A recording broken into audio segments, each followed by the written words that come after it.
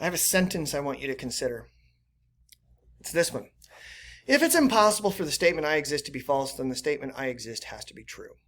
Okay, this is a conditional statement. So it's not actually asserting that anything is the case or that anything is true. It's just saying if. If, big if it turns out that it is impossible for the statement I exist to be false, then the statement I exist would have to be true. Okay, if, then. So I would ask you, is this statement true or false? And if you took logic with me, you'd know, well, of course it's true.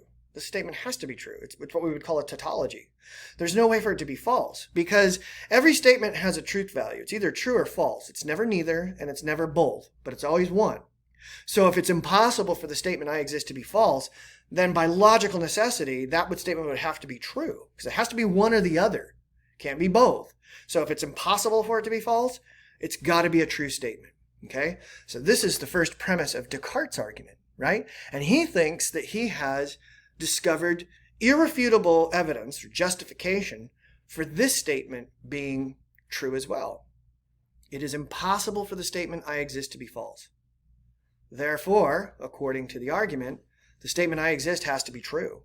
Okay, so this is a good modus ponens argument. If the premises are true, the conclusion will absolutely have to be true as well. There's no way for the conclusion to be false when those premises are true. And as I indicated a couple of seconds ago, this first premise is a tautology. It can't be false. It has to be true. Okay, and so then everything's riding on the second premise. And Descartes thinks that he has come up with kind of an irrefutable defense of that second premise. He said, look, I'll give up any claims I have about the nature of reality that came to me through my senses, because yes, I acknowledge my senses deceive.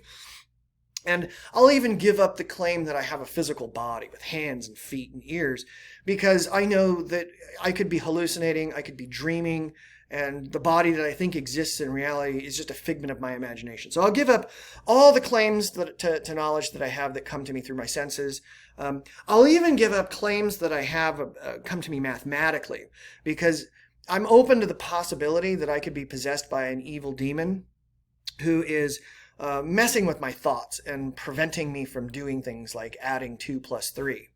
But Descartes says, I am 100% confident that I exist, that there's some sort of self that exists independently of the body, independently of the world of the senses. How do I know this?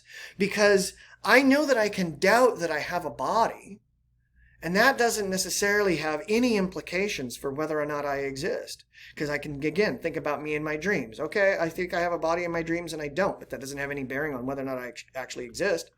But, Descartes says, when I try to doubt that I have a mind, that proves that I exist. If I doubt that I exist, that proves I exist. The statement, I don't exist, is impossible. Because in order for me to do the doubting of my existence, I have to first exist. And so Descartes says, the fact that I can doubt I have a mind proves that I have a mind, or I am a mind. Okay? I exist. And what's really important for Descartes is, well, what are the implications of this conclusion? In other words, now that you've come to a truth, he believes, I think, therefore I am, I exist, what would follow by logical necessity from that?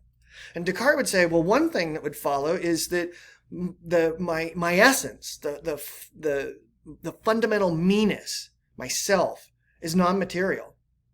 It's like a mind or a soul. So you think back to our conversations about metaphysics and what exists, and Descartes saying, I think fundamental reality, the one thing that is at the root of everything else, is this non-material self that we possess, or at least he possesses. And he would go even one step further, and he'd say, and this non-material self that exists, its fundamental activity is thinking. Like, that's how it proves that it even exists in the first place.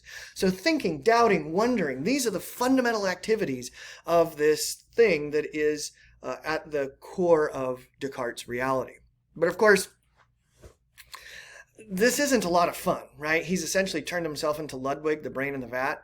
And so he feels like, I've got to figure out a way to get rid of this evil demon so that I can at least start working up this ladder, this logical ladder, and start developing more conclusions about what reality must be like. But in order to do that, I've got to be able to trust my own thinking.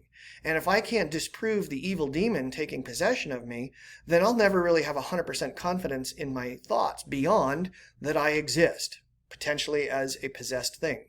So how does Descartes do this? How does Descartes get out of this trap? Well, Descartes was a very devout Catholic. And so he came to the conclusion, I got to find God. I got to be able to prove that the God that I think exists, or the God of my faith, I've got to be able to prove beyond a shadow of a doubt, without any certain uncertainty, that that God actually exists. Because if that God does actually exist, then that means there would be an all-powerful, all-knowing, all-good God. And if that God exists, there can't be an evil demon that would be hopelessly possessing me. Because an all-good God wouldn't allow that to happen. And an all-knowing God would know it was happening. And an all-powerful God would have the ability to make it not happen. So Descartes comes to this conclusion. If I can find God, then I know I'm not possessed by an evil demon. And I can start reclaiming more parts of reality that I can be sure of. But I gotta find God a priori.